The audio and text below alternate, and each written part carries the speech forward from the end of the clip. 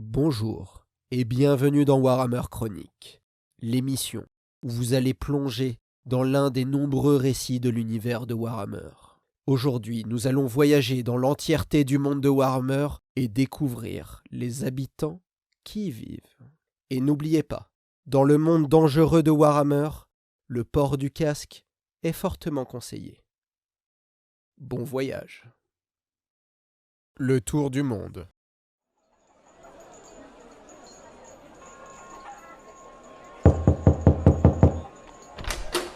Le rapport que vous avez demandé, monseigneur.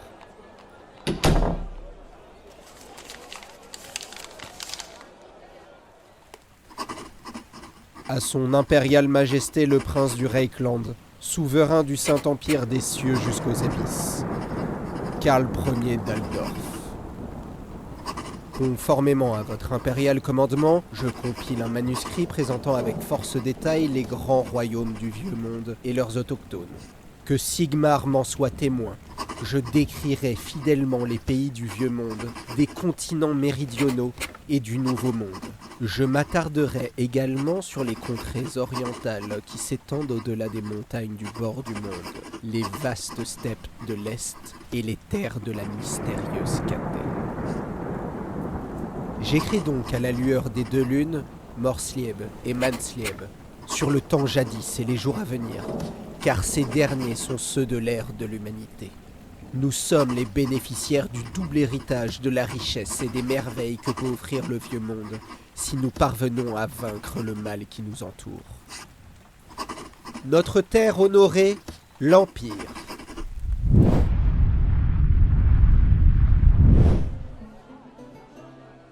Notre magnifique empire est la plus grande et la plus puissante nation du Vieux Monde. Nous, fils de Sigmar, avons le droit d'être fiers. La bannière du Griffon flotte en haut du château Reiklos depuis plus de 2 millénaires, proclamant la puissance et la gloire des empereurs. Altdorf est la capitale de notre glorieux empire. Toutes sortes d'arts et de sciences y fleurissent sous le patronage de la couronne impériale. On y trouve le grand temple de Sigmar et la guilde des ingénieurs, ainsi que les tours des collèges de magie qui culminent au-dessus des toits de la ville. Le commerce y est prospère. Des péniches y accostent sans cesse pour charger et décharger moult produits. Et notre marché attire des négociants venus de la lointaine Arabie. Si rien n'égale la gloire et la splendeur de la capitale, notre empire possède d'autres lieux d'émerveillement et de beauté hors d'Aldorf. Les champs prospères du Reikland s'étendent autour de la ville, ponctués de fermes, de domaines et de villages avant de céder la place aux omniprésentes forêts de l'Empire. Nuln est le joyau du Reikland. Situé sur le grand fleuve Reik, c'était jadis la première cité de l'Empire, et les empereurs y trônaient. De nombreux artisans nains y ont élu domicile et travaillent à leur forge le long du Reik, où de grandes péniches transportent quotidiennement du minerai et du charbon. Le grand pont qui enjambe le Reik à Nuld est une merveille pour les yeux, et fait la gloire et la fierté de la ville.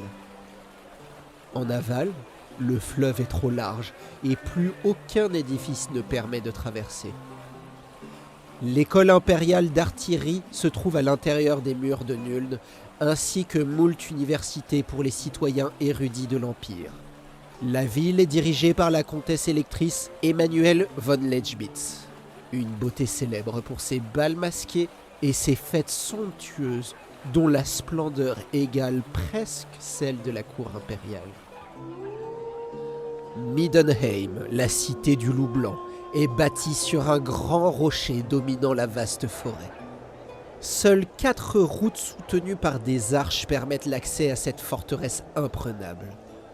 Ulrich est le dieu tutélaire de cette ville, dirigé de concert par le grand prêtre et le comte électeur. La ville héberge aussi l'ordre des féroces chevaliers du loup blanc. Talabheim est bâtie au milieu de la forêt, au cœur de l'Empire. C'est la demeure de robustes bûcherons et chasseurs qui gardent leurs haches et leurs arcs à l'entrée de leurs cabanes.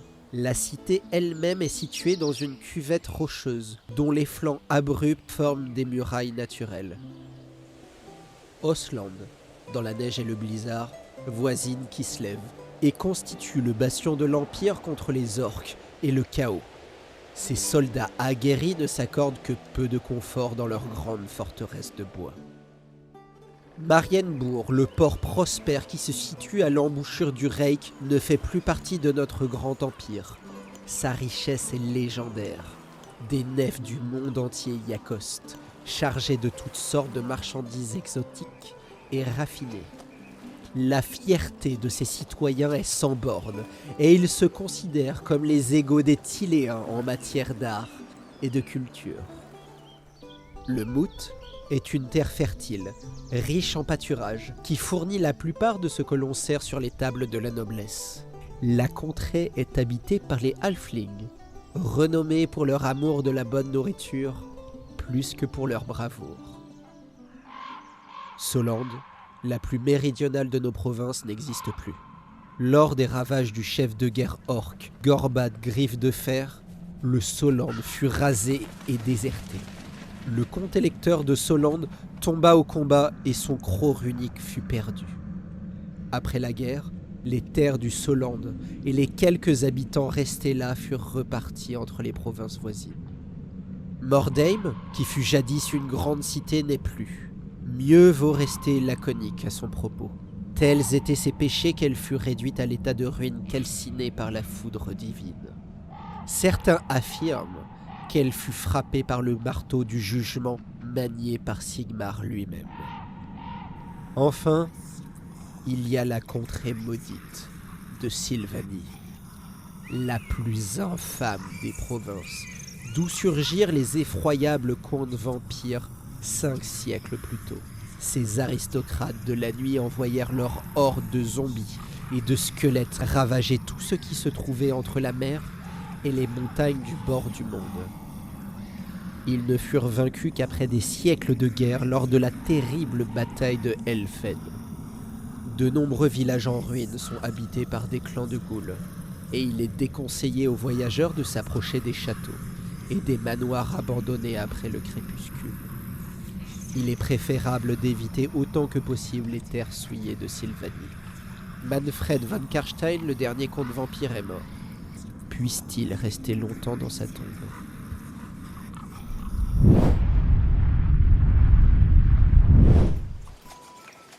La Bretonie.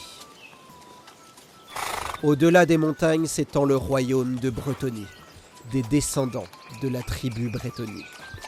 Cette grande nation arrive juste derrière notre empire en matière de puissance et de richesse. En fait, c'est notre principal rival militaire et commercial. Les rois de Bretonie vivent dans le luxe le plus somptueux. Leurs écuries regorgent des meilleurs destriers. Leurs armes sont incrustées de joyaux, et des broderies d'or font scintiller leurs bannières de soie. La Bretonie fut fondée par le roi Gilles le Breton, qui pour les Bretoniens est aussi important que Sigmar. Il est à l'origine des traditions militaires des chevaliers bretoniens et fut le premier d'entre eux. Le royaume est divisé en 14 grands-duchés qui vont de la belle couronne au nord jusqu'au relief accidenté de Gascogne au sud. Chaque puissant duc commande une armée de chevaliers accompagnés d'écuyers, d'hommes d'armes et d'archers issus de la populace. Cette méthode de combat, bien que démodée dans notre empire, s'est avérée très efficace pour repousser maintes armées d'invasion. C'est l'idéal de la chevalerie qui inspire les guerriers de Bretonie. Le culte de la Dame du Lac, leur déesse de la vertu et de l'honneur, est très répandu et a engendré le code d'honneur auquel la fine fleur de la noblesse se conforme en temps de paix comme en temps de guerre. Bien que la majeure partie de la population bretonienne soit rurale, on y trouve maintes cités fortifiées. Couronne, la capitale au temple de marbre, Paravon, qui garde le défilé de la hache, Guisoreux, qui veille sur le fleuve Grisemerie, Quenelle, avec ses chapelles et ses vignobles, et enfin la cité maudite de Moussillon, une ruine sinistre qui n'abrite plus à présent que des créatures maléfiques. Bordelot, Languy et Brionne, les villes côtières de la Bretonie, sont des ports de commerce qui abritent aussi la redoutable flotte de guerre bretonnienne et contrôlent une bonne partie de la richesse du royaume. Il serait toutefois imprudent de railler un noble bretonien, car les manières courtoises dissimulent un guerrier né et éduqué pour le combat. Dès son plus jeune âge, il apprend à porter les armes traditionnelles du chevalier, à monter et à supporter les rigueurs de la guerre. La race humaine ne compte pas de meilleurs combattants. C'est du moins ce qu'affirment les Bretoniens.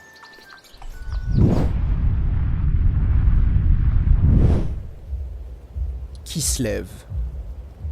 Au nord de notre magnifique empire, la forêt cède la place à de grandes plaines balayées par le vent et à de sombres bois de bouleaux. Ce sont les terres de Kislev.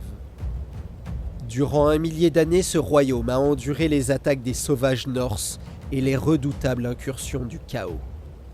Lors des longues nuits d'hiver, les hommes de Kislev, les gospodars, se rassemblent autour de leur cabane en rondins pour se remémorer la gloire des tsars d'antan et la puissance des reines de glace des âges passés.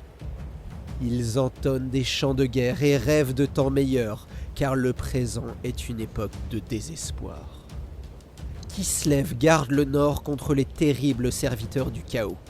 Chaque année, la frontière nord est plus difficile à défendre. Chaque année, les pertes sont plus élevées. Mais les Kislevites n'en ont cure. Le nord est leur patrie, et s'ils ne peuvent pas y vivre, ils préfèrent y mourir. Les Kislevites sont de grands guerriers et des cavaliers hors pair. Ils patrouillent infatigablement la frontière nord, le long de l'inhospitalier pays des trolls, pour garder en respect les bandes du chaos. Les cités sont dirigées par des tsars et des boyards. La tsarine Katarina, qui règne actuellement, est une puissante sorcière, maîtresse du blizzard et de la glace du Nord. Elle est célèbre autant pour sa beauté que pour ses manières hautaines et froides, qui lui ont valu le titre de Reine de glace. Elle dirige ses domaines avec une glaciale efficacité, et on dit que la magie est si forte en elle que sa peau est froide au toucher. Erengrad est l'un des plus grands ports de commerce du Vieux Monde. Les produits du Nord y sont vendus aux marchands de Bretonie, de Tillé, d'Estalie et de notre noble empire, bien entendu. La cité de Prague possède une réputation maléfique, car elle fut conquise durant la Grande Guerre contre le chaos par les serviteurs des puissances ténébreuses et pervertis à en être méconnaissables. Après la victoire de Magnus le Pieux sur les forces du chaos, la cité fut rasée et reconstruite, mais le chaos revint. Les voyageurs murmurent des histoires de cris de douleur qui déchirent la nuit, et de visages qui apparaissent dans les murs pour dévorer les imprudents. Les citoyens de Prague sont obligés de brûler leurs maisons et de reconstruire s'ils veulent rester un tant soit peu sains d'esprit.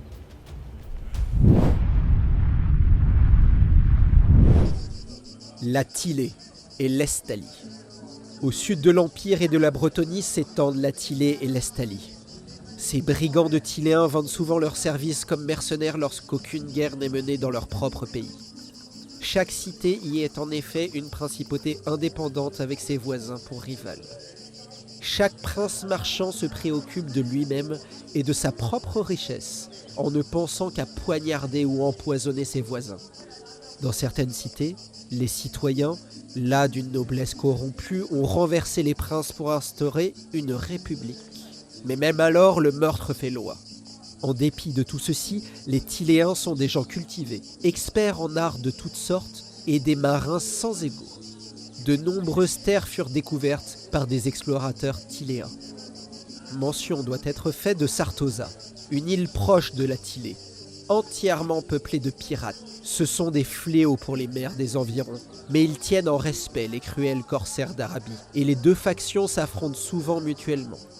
Les vins Tilléens atteignent des prix élevés dans le Vieux Monde, et leur grande flotte de vaisseaux marchands sillonne les mers pour commercer avec toutes les nations, depuis le nord de Kislev jusqu'aux terres brûlantes d'Arabie. L'art, les sciences, la musique et les innovations sont autant de choses qu'encouragent fortement les princes des cités-États. En revanche, il n'y a pas grand-chose à dire de l'Estalie. un pays aride. Ces quelques cités fortifiées abritent un peuple robuste, vivant de la pêche et du commerce. Jafar, le sultan d'Arabie, a jadis envahi ce pays et l'aurait conquis sans la grande armée de chevaliers venus repousser ses hordes. On dit qu'un Estalien est capable de tuer un homme, qu'il l'aura pris pour un Tiléen.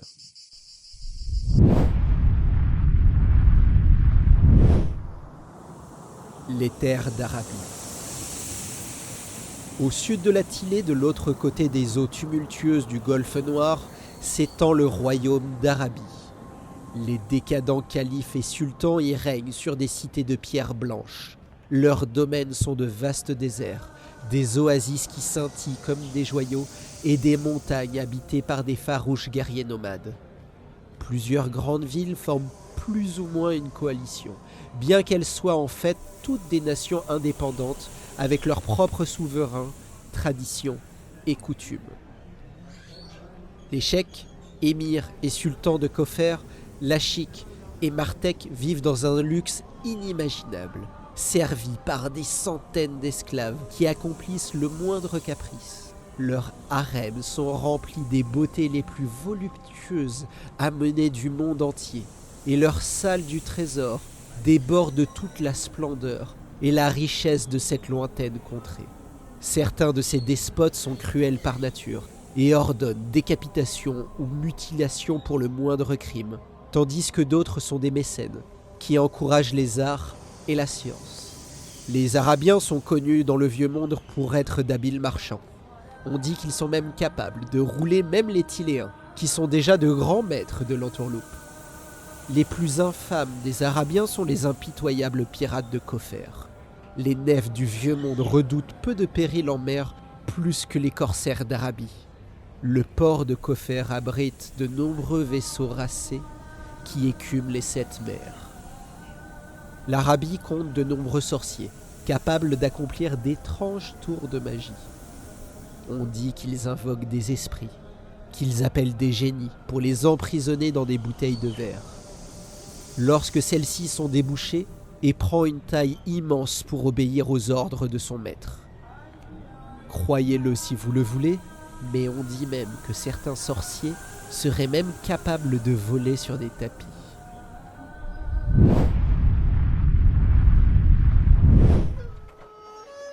Le lointain royaume de Katay. Au-delà des montagnes du bord du monde, du pays du grand crâne, des montagnes des larmes et des vastes steppes, commencent les terres inexplorées. Une seule piste voyage vers l'est, la route de la soie. Elle chemine à travers les steppes sauvages jusqu'à sa destination, le fabuleux royaume de Katay. La route de la soie est très tentante pour les marchands de Tilée et les burgmasters de l'Empire, ainsi que pour les commerçants d'Arabie. Mais la route est tout sauf sûre. Les bandits, les nomades et les immenses hordes d'Obgobla Khan, le souverain des steppes, sont des dangers omniprésents et considérables.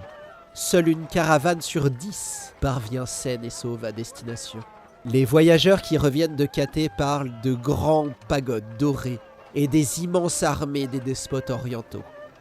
Ils ramènent des épices exotiques, de la soie de la plus belle qualité, de l'or étincelant, d'exquis vases en porcelaine et toutes sortes d'objets étranges et merveilleux venus du royaume du dragon. Autant d'aperçus de la mystérieuse gloire de l'Orient riche et lointain. Il parle aussi des cités de jade et de hauts temples où les mystiques étudient les mouvements des corps célestes et la position des étoiles. Et des érudits qui notent la moindre parole prononcée par leur divin empereur.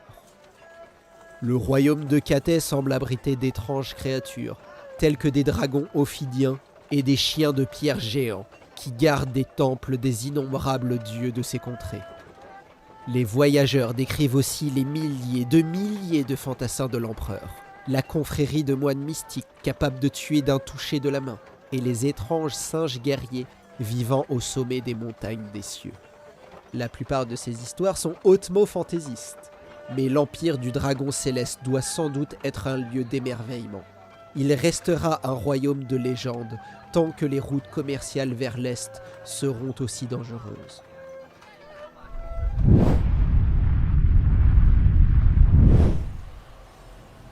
La terre des morts. À l'est de l'Arabie, au cœur d'un vaste désert, s'élèvent les nécropoles, ces villes sépulcres qui abritent les morts sans repos. On dit qu'en ce terrible lieu, les morts marchent sous la pâle lueur de la lune et hantent les dunes et les pyramides en ruine. D'après mes plus obscurs et anciens parchemins, le grand nécromancien en personne, Nagash le Noir, y régna il y a très longtemps. Et le pays porte encore la trace de sa main griffue. C'est là que se trouvent les grandes pyramides bâties pour être les tombeaux des anciens rois de Nehekara. Ces antiques sépultures sont censées contenir d'incommensurables richesses, mais peu osent s'aventurer en ce lieu maudit pour braver les dangers des nécropoles. Des armées entières, commandées par des rois momifiés, marchent sous le soleil brûlant pour guerroyer contre les vivants ou leurs semblables. Ma documentation sur ces choses maléfiques provient de l'ouvrage blasphématoire connu sous le nom de Liber Mortis, le livre des morts, qui repose sur mon bureau. Neutralisé par les prières du grand théogoniste et les sceaux des sorciers blancs, il ne peut me corrompre. Pourtant, je n'ose qu'entrevoir ces pages maudites où des visages morts me regardent.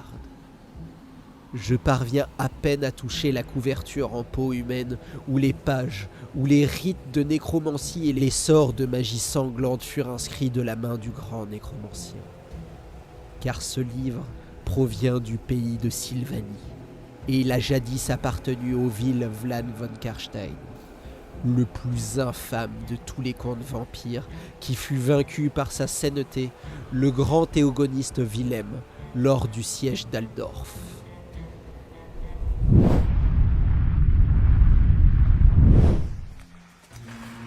Les nains.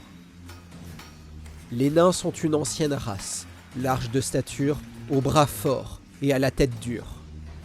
À moins de mourir au combat, ils peuvent vivre jusqu'à 400 ans. Les nains prétendent que certains de leurs maîtres des runes ont vécu considérablement plus longtemps. Mais j'ai du mal à croire de telles fables, bien que le mensonge soit étranger à la nature des nains. Les montagnes du bord du monde abritent les nains depuis la nuit des temps. Il y a très longtemps, leur forteresse y formait une chaîne ininterrompue. Vastes étaient les halls, et les voûtes creusées dans les montagnes où résonnaient puissamment les coups de marteau et les chansons. À présent, hélas, nombre de ces jadis grandes forteresses ne résonnent plus que des ricanements de gobelins. Les nains sont les meilleurs forgerons et artisans du monde. Même les elfes ne peuvent rivaliser en talent et en patience. Ce sont les nains qui forgèrent jadis les crocs runiques, les 12 épées de l'Empire, en remerciement pour l'aide de Sigmar contre les orques. Aujourd'hui, ce sont les symboles d'autorité des comtes électeurs de l'Empire. Les nains sont aussi durs et inflexibles que le roc, et aussi sévères que les montagnes dans lesquelles ils vivent. Depuis Karazakarak, la plus ancienne des forteresses naines, le dernier haut roi des nains mène une guerre sans fin contre les orques, les gobelins et autres créatures maléfiques.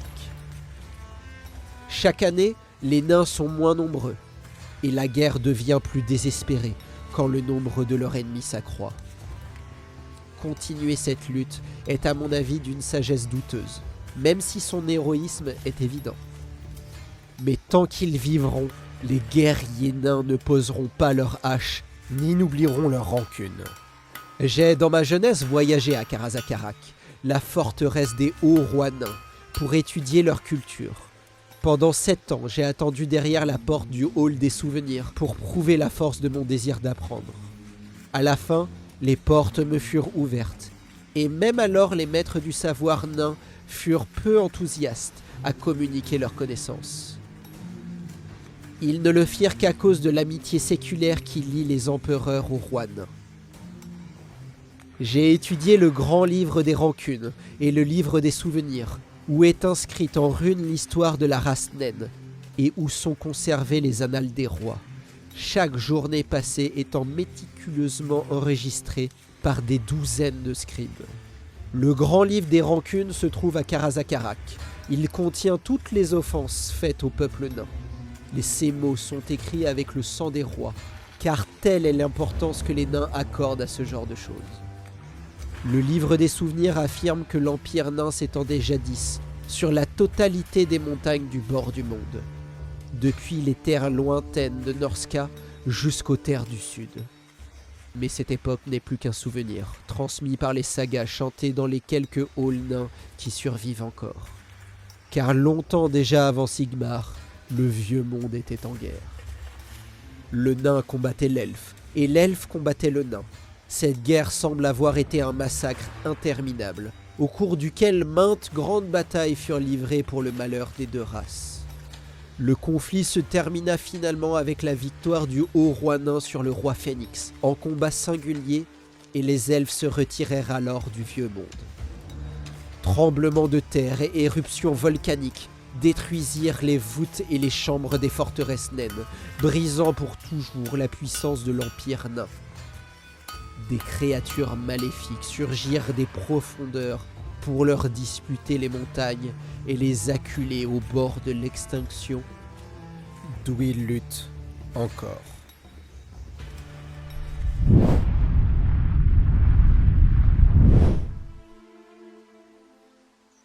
Les elfes. Les elfes sont un peuple ancien, rare et magique. Certains érudits pensent qu'ils sont immortels, mais je crois personnellement que toute créature vivante doit périr. Et même eux ne peuvent y échapper. Il reste cependant vrai que les elfes vivent extrêmement longtemps. Certains de leurs seigneurs ont, semble-t-il, vécu 2 millénaires, mais je devine que la longévité d'un guerrier elfe est limitée par le moment où il sera tué au combat, ce qui surviendra souvent, bien plus tôt que sa mort naturelle. Rien d'étonnant alors à ce que les elfes affichent toujours une expression si peinée, et parlent aussi souvent de destin et de fatalité. Physiquement, les elfes sont grands, minces, élégants. Leurs cheveux soyeux sont fins comme du lin, et leurs mouvements gracieux peuvent atteindre une vitesse ahurissante. Les elfes semblent extraordinairement beaux, mais le sage ne doit pas se laisser abuser par leur apparence, car ils sont aussi prompts à s'emporter que lents à se calmer. Un homme mortel ayant la chance d'apercevoir une jeune fille elfe risque fort de la prendre pour une déesse, et d'être incapable de penser à quoi que ce soit d'autre pour le reste de la journée. Le sage ne juge pas les elfes sur leur apparence divine, mais se méfie de ces créatures magiques et étranges, car leur beauté cache une psyché incompréhensible pour nous. L'esprit des elfes est aussi vif et agile que leur corps, mais dans le même temps étrange, et doté d'une mentalité qui nous est complètement étrangère. Ils peuvent se concentrer sur une tâche unique avec une intensité terrifiante, et rapidement devenir des maîtres en musique, écriture, magie, alchimie, architecture ou tout autre art, en dépassant de loin le niveau que peuvent atteindre les humains. Les elfes se nomment eux-mêmes les premiers parlants, et il est indéniable que leurs dons de chanteurs et d'orateurs surpassent très nettement ceux des autres races d'apparence plus ou moins humaine. Mais une telle discipline mentale a un prix. Les elfes peuvent complètement perdre la notion du temps et oublier tout ce qui se passe autour d'eux dans le monde, omettant même de se reposer et de se nourrir. Ils peuvent ainsi se plonger durant des semaines dans la contemplation d'une sculpture ou d'une peinture magnifique. Les elfes sont également hautains, fiers, arrogants et font peu de cas des races inférieures. À leurs yeux, les humains valent à peine mieux que les orques, et il n'est pas rare qu'humains et elfes en viennent aux mains. Les elfes sont divisés en plusieurs peuplades.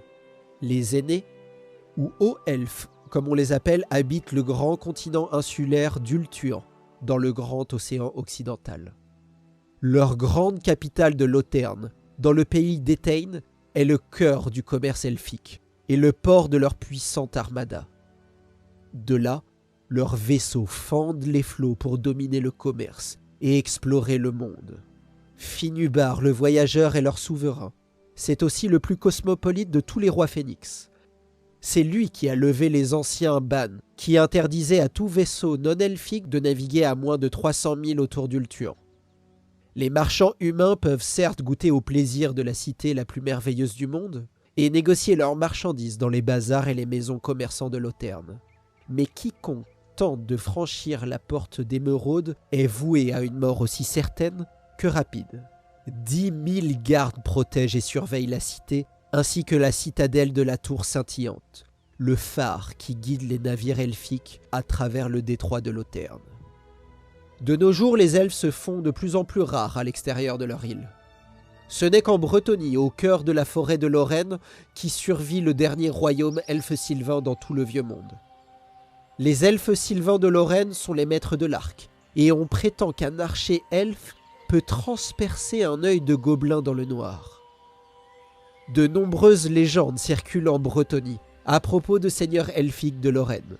Les chansons des troubadours de Couronne parlent d'un culte de danseurs de guerre, de jeunes elfes au talent d'acrobates mortels, ainsi que des étranges et terribles maîtres animaux qui vivent parmi les bêtes sauvages de la forêt. On parle aussi d'elfes qui chantent aux arbres et aux plantes pour leur donner des formes de maisons et pour que les chemins forestiers égarent les intrus. Les plus fantaisistes parlent d'esprits de la forêt et d'arbres géants qui marchent comme des humains. Mais ce ne sont probablement que des fables. Peu d'hommes se sont aventurés dans les bois de Lorraine, et moins encore en sont revenus. Lorsque c'est le cas, ils sont retrouvés à la lisière de la forêt, leurs corps brisés et attachés aux branches des arbres pour mettre en garde les intrus. Les Bretoniens ont appris à craindre le peuple fée et laissent leur royaume sylvestre en paix. Ainsi demeure Lorraine, auréolée de brume et de magie, troublante et étrange. Prends garde, voyageur, ne t'aventure pas dans les ombres de Lorraine, car même si une flèche ne t'ôte pas la vie, tu pourras voyager durant 3 siècles parmi les bosquets sans même te rendre compte des années qui passent, jusqu'à ce que tu retournes chez toi et que le temps ne te rattrape en un clin d'œil. À part Lorraine, il existe très peu d'endroits habités par des elfes sylvains. La forêt des ombres et la forêt de Drakewald abritent, paraît-il, de petites communautés. La prudence est de mise en de tels endroits, car plus d'un homme est mort sous leurs flèches pour avoir pénétré sur le domaine des elfes sans même s'en rendre compte. On parle d'un 3e type d'elfe, encore plus sinistre que les 2 autres. D'au-delà des mers viennent les pirates elfes, vêtus de noir, pour apporter la mort à toutes les zones côtières par le feu et l'acier. Aucun des érudits auxquels j'ai parlé ne connaît leur véritable origine. Peut-être vivent-ils en mer, ou sur quelques autres terres occidentales au-delà de l'île d'Ultuan. Les seigneurs elfiques parlent peu de ces pillards, mais nous conseillent de les abattre sans pitié. Ils appellent ces elfes les elfes noirs, et mentionnent vaguement une ancienne guerre civile qui les mena à leur déchéance. On dit que plus de 10 000 ans auparavant, ces elfes auraient mis à sac la cité de Réma-Sentilé, avant de la raser complètement et d'emporter des milliers de prisonniers pour les réduire en esclavage. C'est bien la preuve que le peuple elfique est capable de perfidie et de grande cruauté malgré ses manières civiles et son apparente honnêteté. Pour moi, la race elfe demeure un mystère fascinant, complexe et dangereux. Les elfes vivent leurs derniers jours, et leur soleil est à son crépuscule. Glorieux, rouge sang et mourant.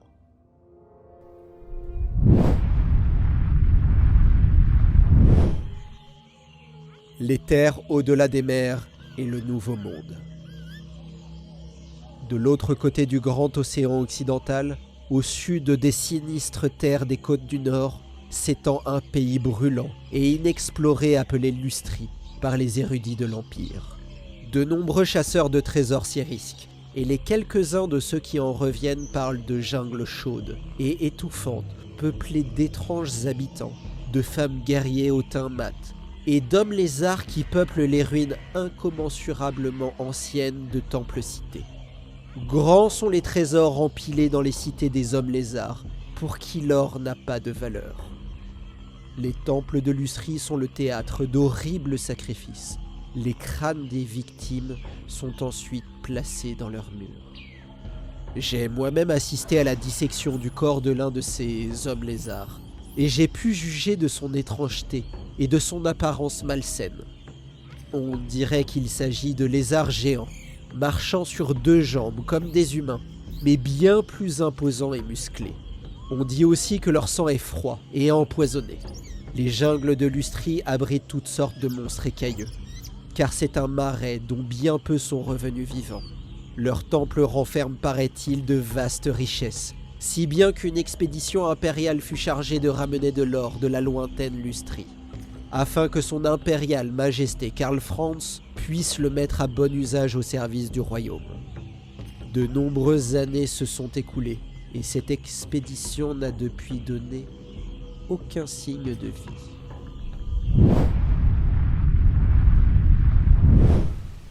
Les orques et gobelins.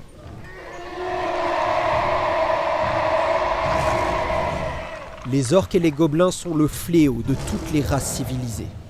Ces créatures à la peau verte sont d'une apparence hideuse. Leurs yeux perfides luisent d'une lueur rouge dans le noir, et leurs crocs dépassent leur bouche, d'où sortent les grognements qui leur tiennent lieu de langage. Leurs conversations contiennent autant de coups que de mots, et c'est un miracle qu'ils parviennent à accomplir quoi que ce soit. Les orques ont une peau verte et une forte stature. Ils sont plus larges et plus grands que les humains, mais se courbent comme les primates des terres du sud. Leurs crocs sortent de leur bouche et leurs yeux sont enfoncés sous d'épaisses arcades sourcilières. Ils ne connaissent que quelques mots qu'ils articulent d'une voix grave. Leur intelligence est très limitée, mais ils peuvent parfois faire preuve de ruse. Il est impossible de dénombrer les orques et les gobelins qui infestent les étendues sauvages du monde. Peu importe ce que vous tuez, il en reste toujours davantage. D'autres créatures traînent autour des campements orques, comme les trolls dont l'infamie ne peut être décrite correctement, et les snotlings qui grouillent sur les tas de fumier. Leurs armes et leurs artefacts sont des plus primitives, mais d'une efficacité suffisante pour semer partout la destruction. De temps à autre, les tribus quittent leur campement, d'une précarité extrême pour se rassembler en vastes hordes et partir en guerre. La guerre est en effet l'activité favorite des orques, et on dit même qu'elle est leur seule raison d'être. Les gobelins, leurs cousins inférieurs, les suivent et les servent avec enthousiasme. De nombreuses tribus sont connues comme les balafres infectés, les griffes de fer et les dents brisées. Elles sont dirigées par leurs chamans qui disposent de pouvoirs magiques aussi puissants qu'étranges. Ce sont eux qui invoquent leurs idoles et choisissent les chefs de guerre qui mettent les tribus en mouvement, appelant les grands wargas ou errants, comme les appellent les kislévites. Les orques se battent constamment entre eux pour établir leur hiérarchie. Il existe une multitude de niveaux de chefs et de chefs de guerre qui se disputent sans cesse le pouvoir. Une grande partie de leur énergie est donc consacrée aux querelles internes. On dit que les orques n'ont pas de mots, signifiant égal. Il ne faut toutefois pas sous-estimer les orques. Parfois, avec à leur tête un chef de guerre inspiré par leurs idoles, leurs hordes deviennent invincibles et dévastent les terres des humains, des nains et même des elfes. De grandes cités furent ravagées par les orques et de nombreuses œuvres magnifiques ont été jetées dans la poussière.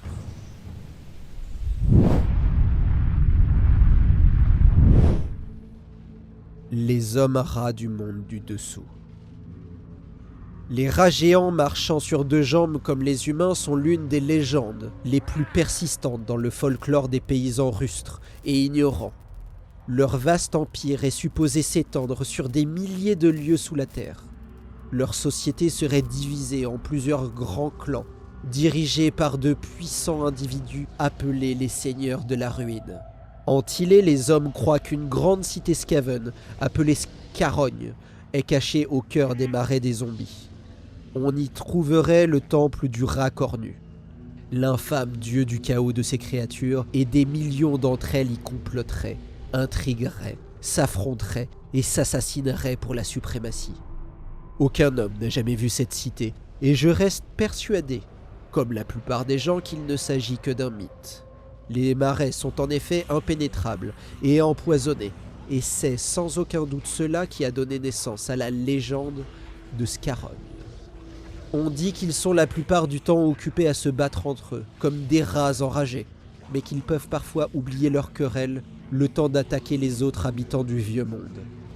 Ils rassembleraient alors d'innombrables hordes des clans guerriers mineurs pour partir à la bataille. Des fous enfermés dans le grand asile d'Altorf prétendent avoir échappé à l'esclavage de ces hommes rats, et certains affirment qu'ils préparent en ce moment même une grande guerre contre l'humanité. Je n'ai pour moi-même jamais vu de telles créatures, et comme les érudits professeurs de Nul l'ont montré, il existe des preuves irréfutables qu'il ne s'agirait là que de canulars et de fables. Ces Skaven ne sont qu'un caprice de l'imagination, et le monde qui est le nôtre présente déjà bien assez de dangers comme cela. Nous devons nous concentrer sur les tâches importantes, sans laisser les affabulations de vieux poètes séniles nous distraire.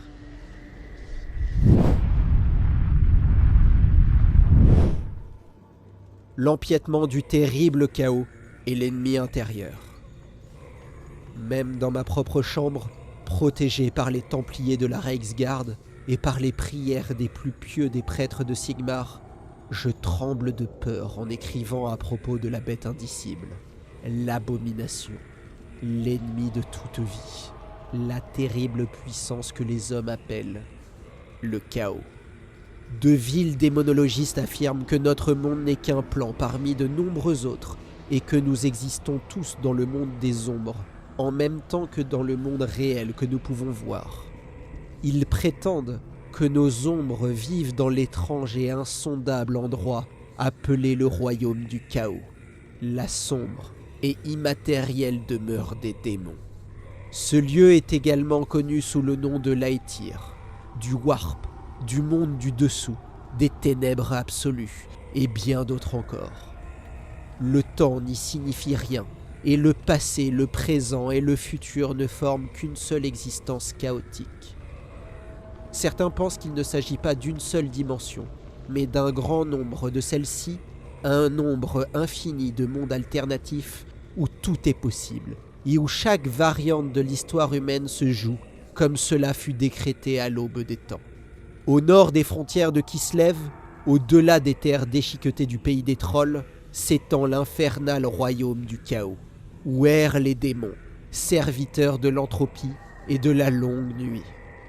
Ces créatures sont constituées de pures pensées et celles-ci sont terribles. Le royaume du chaos héberge mainte entité à la puissance cosmique. Je tremble en écrivant les noms des 4 grands dieux du chaos. Je n'ose les prononcer à haute voix, car leurs serviteurs peuvent tout voir et tout entendre. Et il est sage de ne pas attirer l'attention de ces créatures des ténèbres. Je vais donc les coucher sur le papier et prier pour vos âmes. Les infâmes et maléfiques dieux du chaos sont au nombre de 4. 4 frères dans les ténèbres. Le premier est Khorne, le grand dieu de la guerre, le seigneur des crânes. Il adopte diverses apparences. Un molosse géant maculé de sang, un guerrier bestial aux mains dégoulinantes de sang, un roi songeur sur un trône de crâne. Il est revêtu d'une armure de bronze, porte une épée au poing et est assis sur une grande montagne de crâne qui s'étend à l'infini devant lui. Son hurlement de rage résonne à travers l'espace et le temps, et c'est lui qui apporte la malédiction de la guerre au malheureux monde. Le suivant est Tzeentch, le grand conspirateur, le maître du flot temporel fluctuant. C'est le sorcier du chaos, dont la sphère d'influence est le changement. C'est le toujours changeant, le maître de la magie, celui par qui mute l'humanité. Ses serviteurs infiltrent la société humaine, complotant et intriguant sans cesse en attendant leur heure. Nurgle est le nauséabond seigneur de la peste. Il est décrit comme une vaste montagne de chair corpulente et pourrie, infectée de toutes les maladies du monde. Sous sa forme physique, Nurgle est un amas de pourriture et de manière décomposée. Mais les mots ne suffisent pas à décrire toute l'horreur qu'inspire le seigneur de la déchéance physique, de la maladie, de la morbidité et du désespoir. Il est l'infâme expéditeur des horribles épidémies qui prélèvent un si terrible tribut sur les habitants du Vieux Monde. Enfin, il y a Slaanesh, le gardien des vices secrets et des passions terribles, le seigneur des plaisirs interdits, le décadent prince du chaos. On dit que Slaanesh n'est ni homme, ni femme, mais les deux à la fois, et que d'apercevoir sa perfection physique condamne à l'aimer pour toujours avec une passion démente. Ses serviteurs et ses démons gambadent nus avec les damnés, initiés à de nouveaux et douloureux plaisirs par ses fouets cinglants. Il existe bien d'autres puissances mineures du chaos, des dieux inférieurs, des démons et des demi-dieux, mais seules les 4 grandes puissances sont connues dans le monde entier. Elles sont adorées partout, sous des formes et des noms différents, mais restent les mêmes, à l'instar de leurs objectifs impies. De nombreux mortels servent les seigneurs démoniaques du chaos. Du nord viennent les guerriers du chaos, en armure noire, suivis des tribus barbares qui adorent les dieux sombres. C'est l'ennemi extérieur, les ténébreuses armées qui se massent à nos frontières.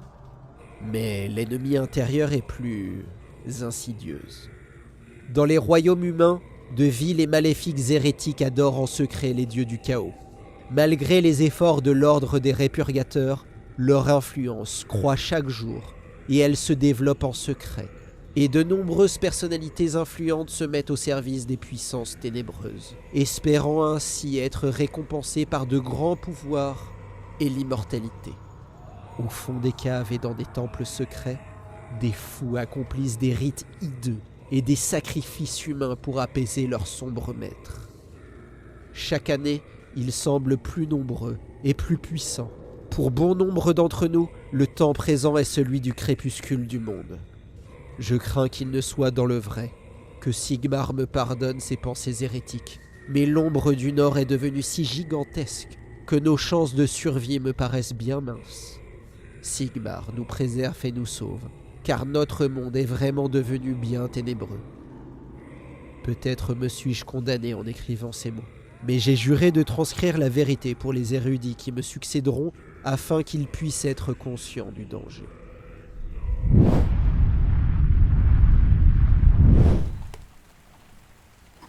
En espérant que mon rapport vous ait été utile, que votre règne soit long et prospère. Votre serviteur, Hieronos.